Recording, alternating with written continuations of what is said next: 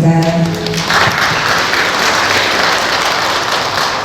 네, 벌써 사순 4주일을 지내고 있습니다. 교우 여러분들 모두 예수님의 순환을 함께 묵상하고 또 기도하시면서 각자의 일상에서 아주 뜻깊은 사순 시기 보내고 계시리라 생각하는데요.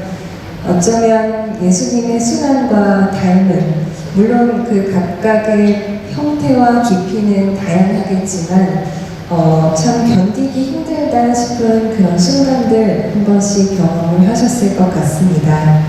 그런 어려운 시기에 다소 막연한 위로가 아닌 진심 어린 응원과 힘을 실어주시는 분을 오늘 사순 특강에 모셔보았는데요. 우리가 저마다 힘에 겨워 인생의 무게로 넘어질 때 그 순간이 바로 우리들의 사랑이 필요한 거죠. 네, 이문수 가브리엘 신부님은 글라레 수도원 소속입니다. 오늘 시간을 내서 우리 분당에 오셨습니다. 자, 정성껏 들어보시고 또 용기 많이 얻고 가셨으면 좋겠습니다. 자, 신부님 나오실 때 큰 박수를 마시겠습니다.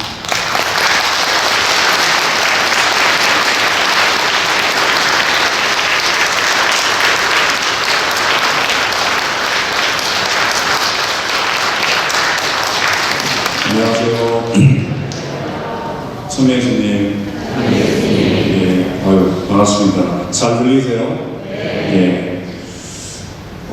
세군정 성당 성전 안에는 처음 들어와 보네요. 제 마당까지는 와본 적이 있었는데, 네, 성전 안에는 처음 들어왔습니다. 저녁 식사 못 하셨죠? 하셨어요? 네. 예, 저는 소개해 주신 대로 글라레 선교수도의 소속이고요. 이문수 가브리엘이라고 합니다. 현재 제가 하고 있는 일은 바로 여기 이웃 동네 정릉에서 브라터너를 지나가면 정릉이 나오죠. 그 정릉에 정릉시장이 있습니다. 그 시장 안에서 이제 식당을 운영을 하고 있죠. 네. 물론 지금은 뭐 저 혼자만 하는 게 아니라 함께 하시는 직원분들, 봉사자분들이 여러분들이 계십니다. 처음에는 주방장님 한 분과 제가 운영을 하다가 점차 이렇게 한 분 한 분 이렇게 늘어났습니다.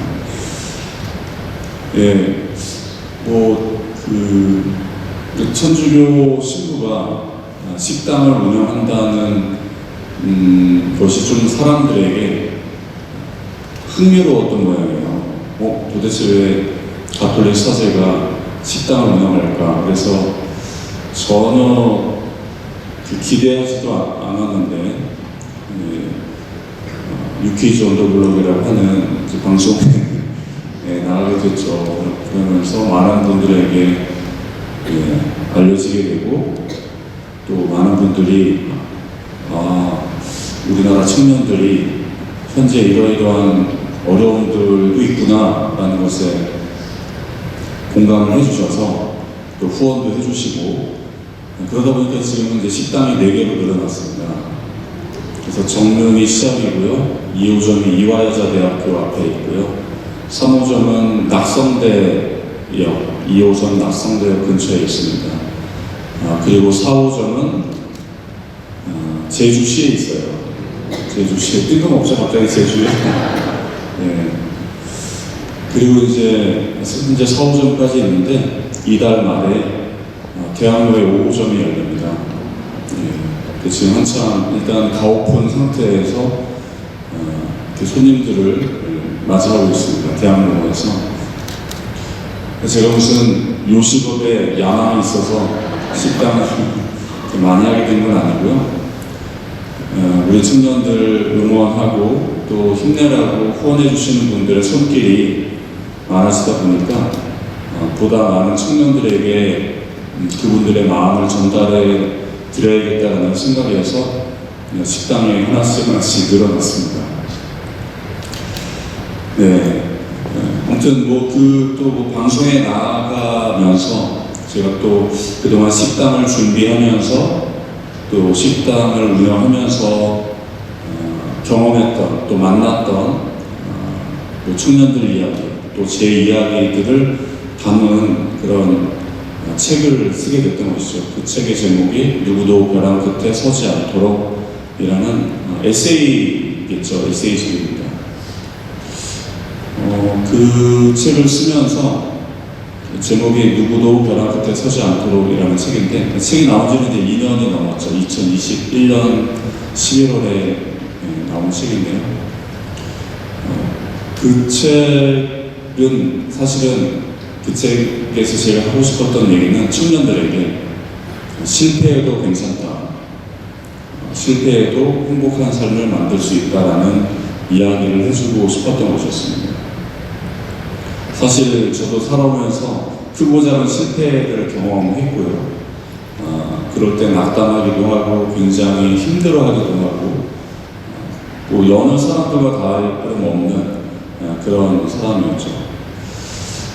그런데 그래도 청년기를 지나서 어느 정도 인생을 살아보니까 꿈을 이루지 못한다 하더라도 설령 행복한 삶을 만들어갈 수 있다는 것을 알게 되었거든요. 저는 모든 청년들이 자기들의 꿈을 이루기를 진심으로 바랍니다. 그런데 그 꿈을 이루지 못하더라도 행복하기를 진심으로 바라고 그러기 위해서 또 모든 청년들이 하나님을 알았으면 좋겠다라는 또 생각을 하고 있습니다. 여기 계신 분들도 어떤 본인들의 인생의 꿈 같은 꿈 그런 것들을 품어보셨고 또 이루신 분도 계실 수 있고 또 꿈을 이루지 못한 분들도 계실 수 있는데 꿈을 이루었거나 이루지 못했거나 상관없이 지금 행복하시다면 그걸로 된 거 아닐까요? 아시겠지만 우리 청년들의 현실이 녹록지가 않죠. 왜냐면 제가 지난 여름에 만났던 분에게 그런 얘기 들었어요. 취업을 하기 위해서 먼저 원서를 내잖아요. 회사에 지원서. 그래서 서류 전형이라고 하죠. 서류 전형이 통과하면 면접을 하지 않습니까? 근데 예전에는 이제 사람 면접관을 만나서 면접을 했는데 요즘은 큰 회사들일수록 1차 면접을 어떻게 하는지 아세요? 혹시? 들어보셨나요? 아니면 여기 계신 분들 중에 큰 회사를 운영하시거나 큰 회사에서 임원으로 일하시는 분도 계실지 모르겠는데 1차 면접을 AI로 합니다. 들어보셨어요? 네. 그러니까 컴퓨터 모니터를 이렇게 보면서 면접을 하는 거예요. 그러면 이 컴퓨터에 이제 카메라가 달려있죠. 이 카메라가 이 면접하는 나를 보면서 나를 판단하는 거예요. 거기 이제 질문들이 나오는데 그 질문에 대답하는 모습을 보고 뭐 그 질문을 대답을 잘했는지 안 했는지가 아니라 그런 것도 판단하겠지만 이 대답을 하는 내 표정, 내 모습들을 보면서 AI가 판단을 해서 거기서 통과를 해야 2차 면접에 가서 면접관들, 사람을 만난다는 거예요. 근데 저도 깜짝 놀랐습니다. AI가 이제 우리를 판단하는 시대가 왔구나. 어떤 효율성을 위해서 그러한 시스템을 도입을 했겠죠. 네. 그래서 그 AI 면접을 볼 거라고 전혀 예상하지 못하다가 AI 면접을 보고 떨어지고 저한테 와서 이런 면접을 하고 왔다고 얘기를 해주었던 거예요. 작년 8월에 경에. 그래서 저도 AI로 면접을 하는구나라는 걸 처음 알았습니다. 그러니까 우리 청년들이 이제 이 경쟁이 치열한 시대를 살다 보니까 이제는 그 경쟁에서 조금이라도 뭔가 이렇게 더 경쟁력 있는 사람을 뽑으려고 여러 가지 장치들을 마련하고 있는 거죠. 그런 시대를 우리는 살고 있고 지금의 청년들은 본격적으로 그런 시대, AI, 인공지능과 함께하는 세상을 살아가야 하는 것이죠. 요즘 청년들, 그러니까 제가 이렇게 보니까 연세들이 지긋하신 우리 어르신들 꽤 많이 계시는데, 그리고 청년들을 자녀로 두셨을 법한 그런 분들도 많이 계시고요. 근데 보통 기성세대 분들이 우리 청년들을 바라볼 때 좀 나약하고 불성실하고 뭐 이런 약간 어떤 이미지, 그런 선입견 같은 것들 있으실 것 같아요. 그런데 우리 청년들 되게 열심히 일해요. 요즘은 초등학생 때부터 우리 초등학생들 초등학생 때부터 공부도 더 많이 하고 또 이렇게 뭐 해야 될 게 되게 많더라고요. 예전에는 번아웃이 보통 한 40대 중반쯤 됐을 때 번아웃이 오곤 했는데, 지금은 빠르면 20대 후반에 번아웃이 옵니다. 그런 얘기 들어보셨어요? 네. 번아웃이 뭔지 아시잖아요. 완전히 그냥 에너지가 고갈되고 완전 소진돼서 힘이 하나도 없는 거죠. 왜 20대 후반, 30대 초반에 청년들에게 번아웃이 오는 걸까? 너무 이상하죠. 예전에는 40대 중반, 후반 뭐 이럴 때 번아웃이 왔는데, 그러니까 예전에는 한 20대 후반쯤 본격적으로 사회생활을 시작하고 나면, 사회생활을 하면 얼마나 힘듭니까? 뭐 예전에는 야근도 많고 주말에도 일하는 그런 시절이었으니까요. 그렇게 한 15년, 20년 일하다 보면 사람이 다 진이 빠져서 번아웃을 겪었던 거죠. 사회생활을 그렇게 15년, 한 20년 정도 했을 때. 근데 지금의 젊은이들은요, 초등학생 때부터 그렇게 살기 때문에 10살쯤부터 그렇게 모든 걸 쏟아부으면서 산다고 생각해 보세요. 그러면 한 15년, 20년 후면 몇 살이에요? 기껏해야 20대 후반, 30대 초반 정도 되는 거죠. 그때 번아웃이 오는 거예요. 본격적으로 이제 사회생활 또 해야 되는데, 열심히 살면 살수록, 그런 살아왔던 청년들일수록 보다 빨리 지칠 가능성들이 높은 거예요. 이제 그 정글 같은 사회에서 또 이렇게 세상을 헤쳐가면서 살아야 되는데, 이미 그때 지쳐있는 경우들도 많다는 거죠. 한 달 전쯤에 저를 찾아온 청년이 있었습니다. 그 청년은 쉽게 말하면 굉장히 경제적으로 어려움에 처했는데 긴급하게 좀 도움을 요청하는 것이었어요. 그래서 만났습니다. 이렇게 오겠냐, 만나겠냐고 했더니 찾아왔습니다. 그래서 여기 들어갔더니 월세가 2달치가 밀려있는 거예요. 그래서 월세를 낼 수가 없다, 현재. 여기까지만 들으면 어떤 느낌이세요?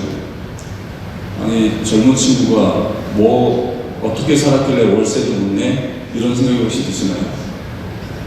어떠세요? 여기까지만 들으시면. 그럴 수 있죠.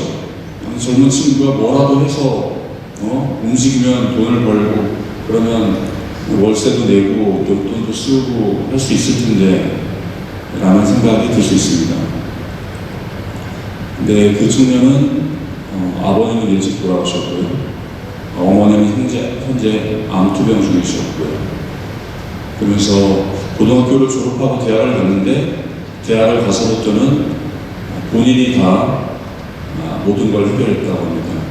학비도 본인이 해결하고, 용돈도 해결하고, 생활비도 해결하고, 그렇게 대학을 졸업을 한 거죠.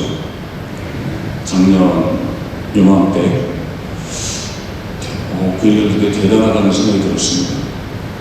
그래서 등록금을 걸어서 내려면 얼마나 돈이 많이 듭니까? 그러니까 장학금을 받기 위해서 공부를 열심히 해서 4년 내내 장학금을 받았다고 해요. 근데 장학금만 받는다고 생활할 수는 없지 않습니까? 그러니까 또 아르바이트를 해야 되죠. 근데 그것도 한계가 있으니까 당연히 학자금 융자도 받을 수밖에 없잖아요. 공부하면서 일해가지고 그거를 다 충당하기는 어려우니까요. 그래서 학자금 뭐 그렇게 해서 이제 대학교 4년을 졸업하는 동안에 그렇게 학자금 융자 받은 것들 모르는 것처럼 해서 한 700만 원 정도의 빚이 있는 겁니다. 그럼 돈이 생기면 그 빚도 갚아 나가면서 생활비도 쓰면서 용돈으로 또 써야 되죠. 근데 이제 뭐 돈이 또 그렇게 막 술술술 걸리는 건 아니지 않습니까? 생각하기에 따라서는 아르바이트, 뭐 어디든 가면 아르바이트 자리가 널려 있을 것 같지만 또 그렇게 간단치는 않거든요. 그러니까 이제 그 청년이 여자 청년이었는데 이제 겨우 24살 된 여자 청년이었는데 쿠팡 물류센터 같은 데 가서 또 분류나 상하차 일도 해봤다는, 안 해본 일이 없어요. 저는 쿠팡 물류센터에 가서 상하차를 못 해봤거든요. 얘기를 들어봤더니 저를 못할 것 같더라고요. 엄두가 안 나서. 아무튼 그렇게 열심히 살았는데도 또 다 감당할 수 없으니까 이렇게 월세가 밀리고 나면 이제 집주인이 방을 비워달라는 얘기를 이렇게 하게 되는 것이죠. 그래서 그런 청년들에게 가끔씩 저희가 긴급 지원을 합니다. 가끔씩 1년에 한두 번씩 그러한 청년들에게 연락이 와요. 그러면은 이제 지원을 해줍니다. 그렇다고 해서 그 청년들의 뭐 하는 말이 진짜인지 거짓말인지 캐내기 위해서 뒷조사를 할 필요는 없잖아요. 뒷조사까지 할 필요는 없잖아요. 뭐 정말 나쁜 맘 먹고 거짓말을 하는 걸 수도 있겠지만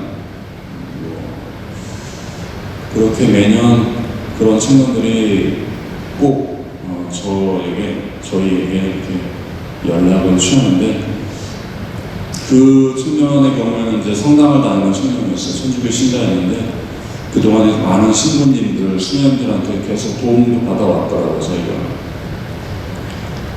근데 이제 한계가 있잖아요.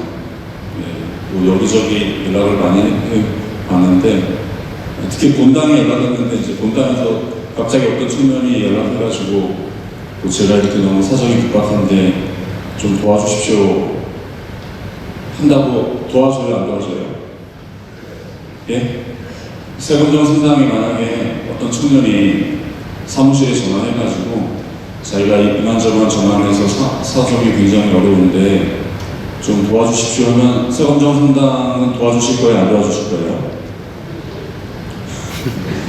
어려운 문제죠. 간단한, 그 마찬가지 간단한 일이 아닙니다. 생각보다 우리 청년들은 열심히 살고 있고요. 근데 세상이 너무 빨리 변하는 바람에 경쟁은 치열하고요. 그러다 보면 어떤 청년들은 자기들이 원하는 것, 또 자기들이 원하는 꿈들을 이루면서 앞으로 한 발 한 발 나아가지만 또 그 경쟁에서 실패하고 또 떨어지는 청년들도 있는 것이 현실입니다. 뭐 아무튼 그런 상황에서도 청년들은 이제 꿈을 향해서 또 살아보겠다고 열심히 살고 있는 것이죠.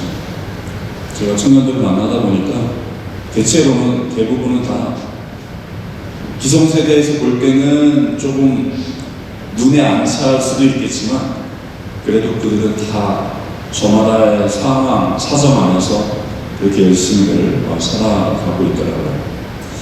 그래서 되게 안타깝고 정말 자기들이 생각하는 대로 인생의 계획들 다 하나하나 이루면서 행복했으면 좋겠다라는 생각이 절로 듭니다. 우리는 사순절을 보내고 있는데요. 은총의 시기라고 이렇게 말을 하죠. 특별히 이 사순 시기는 우리가 더욱더 거룩해지기에 좋은 시기입니다. 혹시 거룩한 삶이라는 것에 대해서 생각을 해보셨을까요? 아마 신앙생활 하시면서 우리 숱하게 거룩한 삶, 거룩한 생활, 혹은 거룩한 사랑에 대한 이야기들을 들어보셨을 거라고 생각합니다. 거룩하다는 게 무엇일까? 이제 생각을 해봐야겠죠. 거룩하다. 여러 가지로 거룩한 것에 대해서 생각해 볼 수 있지만, 저는 이렇게 설명을 하고 싶습니다. 하나님을 닮는 것, 예수님을 닮는 것이죠. 예수님과 같아지는 것, 예수님처럼 혹은 성모님처럼 성모님과 같은 사람이 되는 것, 그러한 삶을 사는 것, 그것이 거룩한 삶일 겁니다. 그리고 또 다르게 표현을 한다면요, 하느님을 사랑하는 사람이 거룩한 사람입니다. 하느님을 사랑하는 사람, 혹은 예수님을 사랑하는 사람. 그 예수님을 사랑하려는 마음이 있어야겠죠. 그래서 그것을 거룩한 갈망이라고 표현합니다. 거룩한 갈망. 그래서 사람은, 인간은 기본적으로 다 거룩한 갈망이 있어요. 전통적으로 교회에서는 그것을 우리의 영혼이 하느님을 그리워한다라고 표현했습니다. 우리를 그렇게 지으신 거예요. 하느님께서 인간으로 하여금 하느님을 그리워하고 사랑하도록 우리를 창조하셨다는 거죠.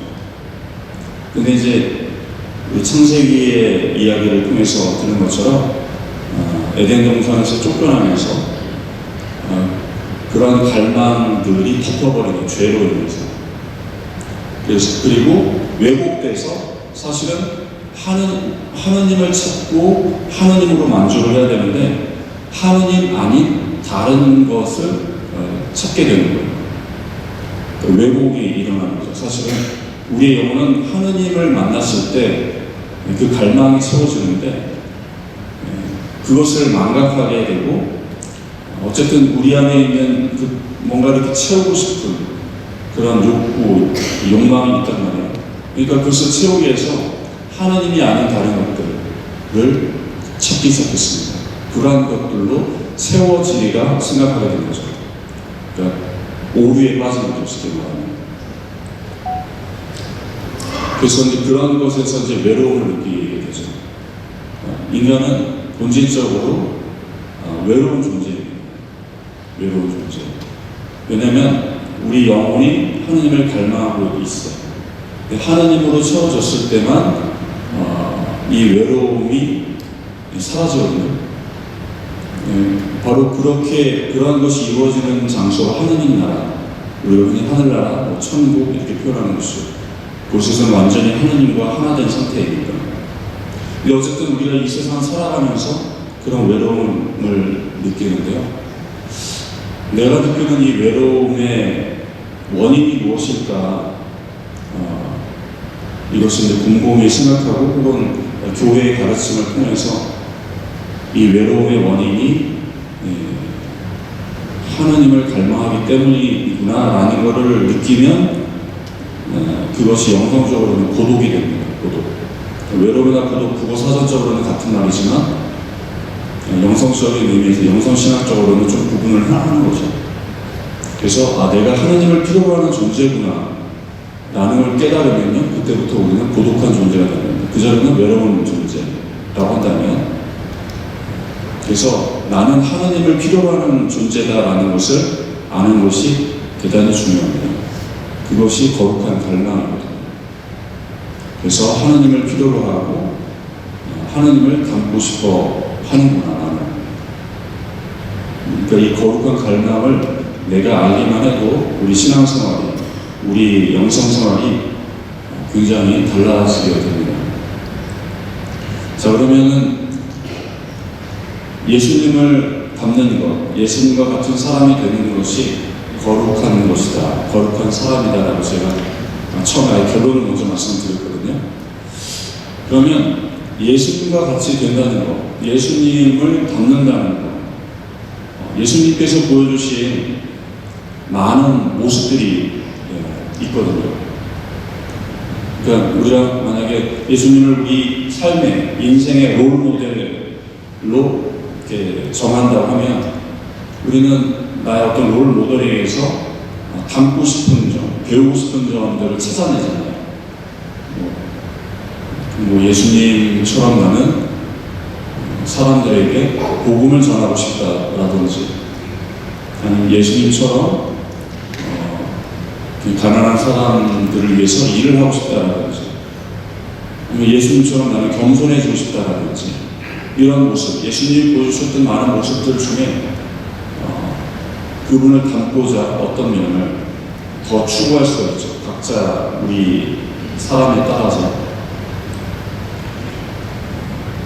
그런데 예수님을 닮고자 할 때 예수님의 또 영광스러운 모습 있잖아요. 예수님은 그리스도이시고 또 지금은 이제 부활하시고 승천하셔서 하늘나라에 앉아 계시는데, 옥좌에 성서적 표현으로 하자면 굉장히 영광스러운 아주 권능을 가지신 그런 모습도 보여주신단 말이에요. 근데 그러한 모습을 추구하는 것은 누구나 바라는 거죠. 예수님에게 있어서 좋은 모습, 예를 들면 예수님이 아주 부유하다, 그러면 부유하신 예수님을 난 닮고 싶다, 이런 것들은 누구나 쉽게 원할 수 있잖아요. 그래서 거기에서는 큰 의미가 없어요. 누구나 바라는 것을 나도 바라는 것은 별로 의미가 없다는 것입니다. 우리가 야고보 사도와 요한 사도가 엄마 앞세워가지고 로비하는 거 다 아시잖아요. 야고보 사도와 요한 사도의 어머니가 예수님께 와서 뭐라고 했죠? 우리 아들들을 이제 예수님께서 하늘 왕좌에 앉으신 다음에 제 아들들을 예수님의 왼쪽과 오른쪽에 앉게 해달라고. 그러니까 좌청룡 우대표죠, 쉽게 말하면. 그러니까 왼팔 오른팔을 삼아달라는 거 아닙니까? 그러니까 좋은 자리에 앉게 해달라 이거죠. 하늘나라에서 제 아들 한 자리 차지하게 해달라는 거예요, 쉽게 말하면. 그러니까 그런 것은 누구나 바라는 것이죠. 그랬을 때 야고보와 요한 사도가 보인 반응, 그리고 나머지 10 제자들이 보인 반응은 참 재밌습니다. 생각해보세요. 그때 야고보 사도와 요한 사도도 이미 성인이에요. 미성년자도 아닙니다. 초등학생, 중학생이 아니란 말이에요. 이미 나이도 예수님이랑 비슷해요. 물론 요한 사도는 좀 어렸지만 그런 성인인데 엄마 앞세워가지고 예수님한테 로비를 한다니까요. 생각해보세요. 만약에 여기 앉아 계신 분들이 어머니가 이렇게 오셔가지고 우리 교황님한테 우리 아들들 좀 한 자리에 앉게 해주십시오 이러면은 그걸 가만히 보고 있을 자녀가 있어요? 아, 엄마 왜 그러시냐고, 좀 제발 좀 그러시지 말라고, 나 부끄럽다고 이러지 않겠어요? 나 성인인데. 근데 야고보 사도와 요한 사도는 어머니가 로비하는 모습을 가만히 이렇게 지켜보고 있죠. 자기들도 원하는 거예요, 사실은. 나중에 예수님이 하늘나라 왕좌에 앉으시면 그 양옆에 제일 측근으로 가깝게 앉고 싶은 거예요. 그랬더니 예수님이 그건 안 된다, 그건 하느님이 정하시는 일이다, 이렇게 딱 말씀하시니까 이제 그제서야 나머지 10 제자들이 예수님이 저 로비를 들어주시나 안 들어주시나 이렇게 보고 있다가 예수님이 그건 내 마음대로 하는 게 아니다 하시니까 다른 10 제자들이 막 들고 일어나죠. 그래서 분란이 일어나지 않습니까? 왜 너희들 멋대로 먼저 이렇게 로비를 하는 것이냐, 이렇게. 그러니까 예수님의 여러 가지 모습 중에서 그런 어떤 부유한 모습, 이렇게 아니면 힘 있는 모습, 그러한 것들을 담고 싶은 것은 인지상정이에요. 누구나 사람이라면. 자, 그런데 머리 둘 곳조차 없이 전 이스라엘을 다니시면서 복음을 선포하셨던 예수님, 동가식 서가수이면 동가식 서가식이면 그렇게 떠돌이 같이 다니시는 예수님, 머리도 꽃조차 없는 예수님을 본받고 싶어하기는 쉽지 않죠. 또 가진 것 없이, 뭐 집도 없어요. 뭐 재산도 없죠, 예수님은. 그런 것 없는 말 그대로 가난한 예수님. 여기서 이 가난은 궁핍하다는 게 아니라 무언가를 소유하지 않은 예수님이죠. 우리가 성경에서의 가난은 크게 두 가지 의미가 있겠습니다만 현실적으로 실질적인 가난과 함께 성경에서의 가난의 본질은 본래 뜻은 뭐냐면요, 하느님만을 소유하겠다라는 정신이에요. 하느님 아닌 다른 것에 마음을 두지 않겠다라는 것이 가난의 본질 정신입니다. 그것이 아까 뭐라고 말씀드렸죠? 거룩한 갈망이에요. 하느님을 갈망하는 것. 그래서 하느님이 아닌 것을 갈망하지 않는 것. 이것을 다르게 표현하면은 피조물에 대한 애착에서 벗어나는 것이 영성생활의 과정입니다. 우리가 신앙생활을 하고 영성생활에서 진보를 한다는 것은요, 내가 얼마만큼 피조물에 대한 애착에서 벗어나고 있는가. 그래서 참으로 애착해야 할 하느님만을 애착해 나가고 있는가. 그것이 우리 영성생활의 과정입니다. 그래서 영성생활이 진보하면 할수록 세상 것, 흔히 표현하는 세상 것에 마음을 두지 않는 것이에요. 그것이 가난입니다. 하느님만을 소유하려는 결심과 실천과 태도, 이것이 가난이에요. 예수님은 그렇게 그 모습을 보여주신 거예요. 단순히 어떤 물질적으로 궁핍해서 헐벗고 어려웠고 뭐 이런 것이 아닙니다. 소유하지 않았던 거죠. 여기 수녀님들도 계시고 수도자분들이 계시는데, 그 수도자들이 그 가난서원을 하는 것이 그거거든요. 뭐 실질적으로 자기 명의의 재산을 갖지 않는 것이 있지만 본질적인 것은 하느님만을 소유하겠다라는 선언인 것이거든요.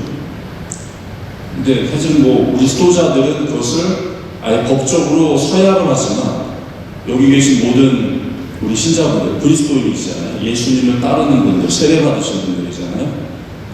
여러분들도 예수님처럼 하나님만을 소유하겠다는 것이죠. 자, 그래서 예수님을 닮는 모습 중에 첫 번째, 가난한 예수님. 무엇이냐면 피조물에 대한 애착을 덜어내는 것입니다. 여기서 피조물은 사람도 해당됩니다. 물건, 물질뿐만 아니라 사람도 해당되고요. 어떤 상황도 될 수 있죠. 예.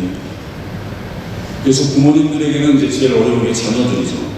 자녀들에 대한 애착 끊어내는 게 제일 어렵잖아요, 이 세상에서. 근데 기꺼이 그럴 수 있는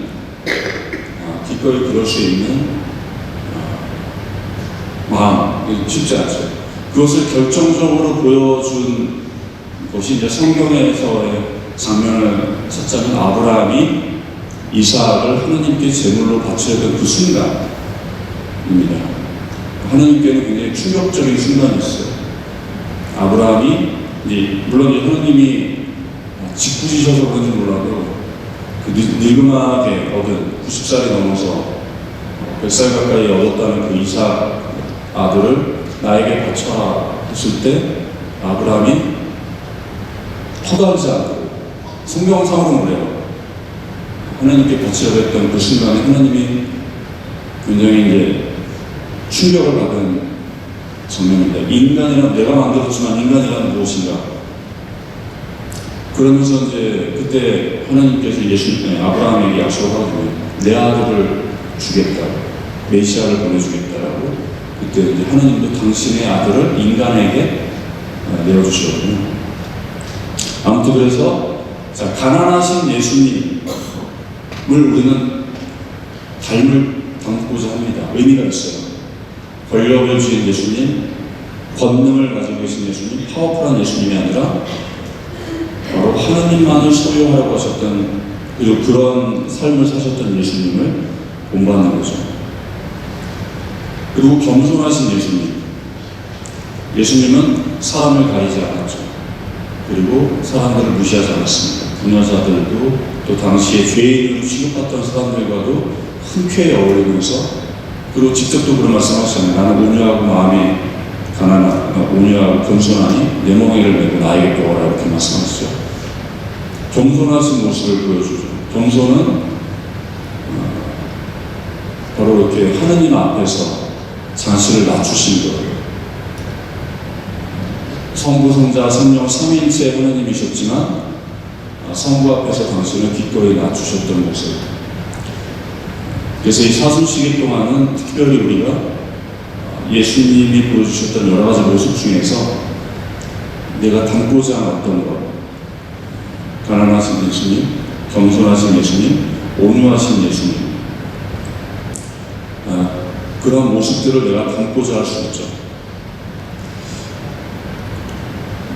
많은 분들이 이제 성당에 처음 와서 저 그런 분들 이제 만나고, 아마 여러분들도 그런 얘기 들어보셨을지 모르겠는데, 이렇게 성당에 처음 오신 분들이 성당이 따뜻하다고 해요, 차갑다고 해요? 예? 이게 춥다는 말이 아니잖아요. 그래서 성당 오시는 분들이 있어요. 교회 다니다가, 개신교에서 교회 다니시다가 성당에 왔더니 귀찮게 안 해서 좋아요. 이런 분들 꽤 됩니다.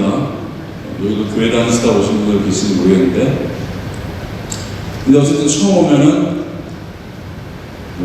오면 오는지 가면 가는지 아는 척도 안 하고 그리고 와서 뭘 어떻게 해야 되는지도 모르게 알려주는 사람도 없고 이러니까 이제 성당은 되게 차갑다, 이렇게 얘기하시는 분들이 있어요.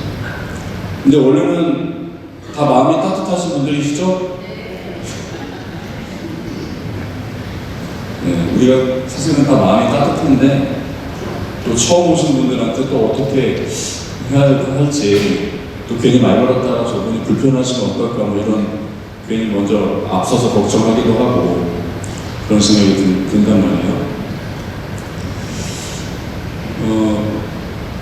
제가 만난 그러니까 그 성당에 와서 좀 이렇게 좀 친절함을 못 느끼시는 분들이 많아요. 처음에 그때 와서 우리 공동체 안에 들어오고 뭐 신자분들도 좀 알고 또 뭐 어떤 봉사활동도 단체활동도 하다 보면은 그렇지 않다는 걸 아는데, 처음에 와서는 좀 되게 이렇게 무뚝뚝하고 냉랭하다고 표현하시는 분들이 많습니다.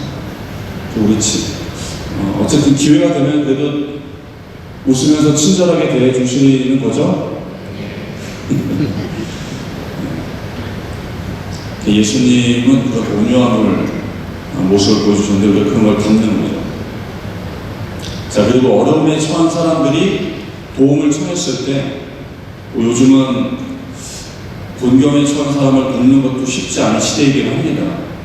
도리어 이렇게 내가 공변을 당하기도 하고 잘못 도와줬다는 그런 사건들도 뭐 많이 있고, 또 매스컴을 통해서 보도가 되다 보니까 많이 다른 사람들을 돕는 게 조심스럽기는 해요.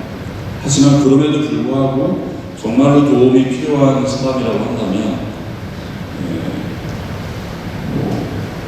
크건 작건 내가 할 수 있는 만큼 조금이라도 이렇게 도움을 베푸는 것, 그것이 중요한 거죠. 그 사랑을 실천한다는 것이 그냥 그 사람을 좋아하는 게 아니잖아요. 그 사람을 좋아하는 게 아니다. 예수님의 가르침에 따르면 착한 사마리아인의 비유를 우리가 빌자면요, 그 사랑은 어떨 때 진가를 발휘하냐면요, 내가 사랑하기 어려운 상황에서 조금 더 양보가 하는 거예요. 조금 더 배려하는 것, 조금 더 친절하게 대해주는 것, 조금 더 희생하는 것, 아니면 조금 더 인내하는 것, 그때 진가를 받아야 합니다. 우리에게 영웅적인 어떤 희생, 꼭 이런 것뿐만 아니라 다들 원수 한 명쯤은 가지고 계시죠? 어떠세요? 네, 이렇게 한 번씩 떠올려 보세요. 내 원수. 네. 없으신 분들은 참 안 되신 분들이에요. 원수도 없고. 원수 한두 명쯤 있어야 인생이 좀 스펙타클한데, 그 원수를 사랑하라는 게 뭐 애틋하게 여기고 뭐 이런 게 아니거든요.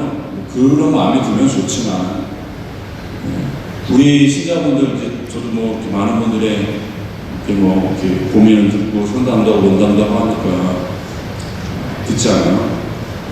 그러면은 원수를 미워해서 참 미안하고, 그러니까 죄스럽다면 힘들다는 거예요. 아니, 원수를 미워하는 것만큼 신나는 일이 어디에 있어요?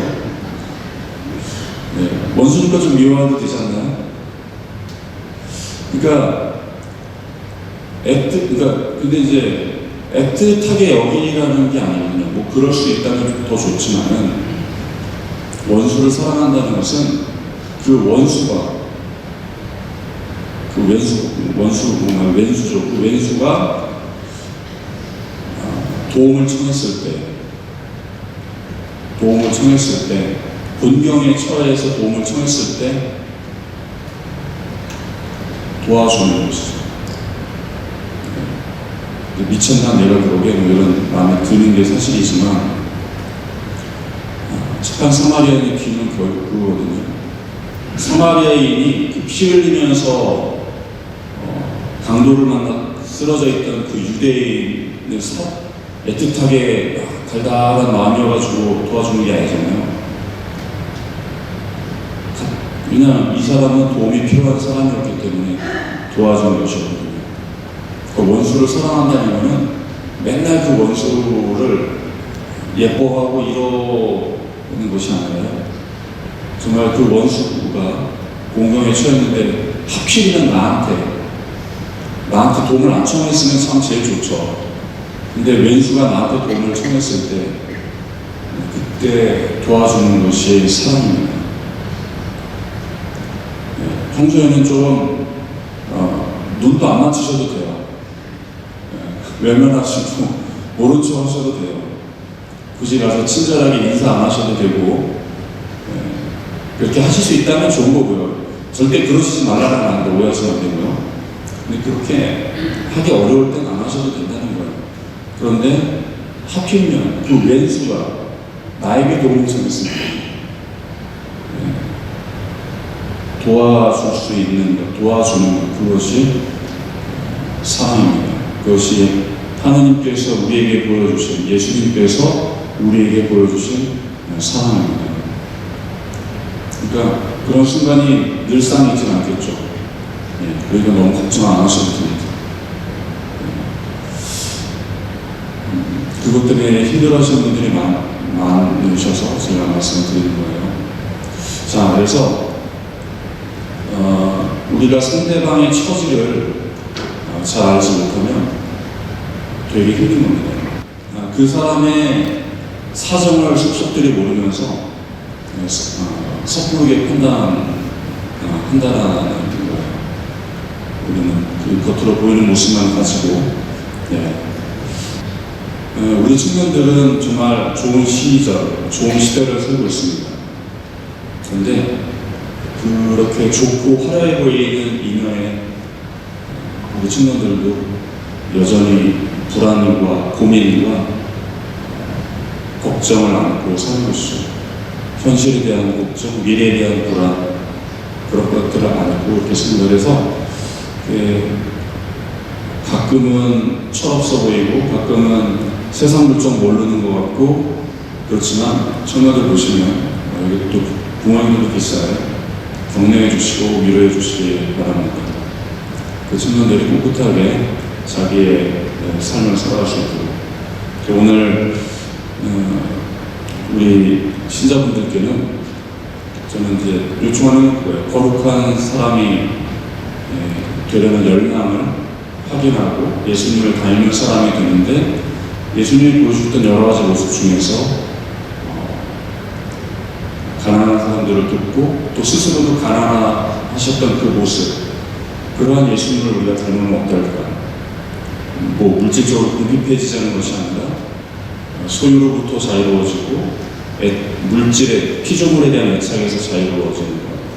그럴 때 우리가 받은 것들을, 우리가 하나님께 받은 것들을 조금은 더 너그럽게 이웃을 위해서 쓸 수 있지 않을까, 그런 생각이 들었습니다. 사수관이죠. 이제 사순절의 중반을 넘어서고 있습니다. 곧 우리는 성주관과 또 부활절을 맞이하게 될 텐데요. 남아있는 이 사순절 동안 여러분 안에 심어진 그 거룩함의 갈망, 거룩한 사람이 되려고 하는 그 갈망을 한번 확인해 보시고 하느님 아닌 다른 것들에 대한 애착에서 자유로워지는 그런 시간들이 되셨으면 좋겠습니다. 오늘 강의는 여기까지 하겠습니다. 감사합니다.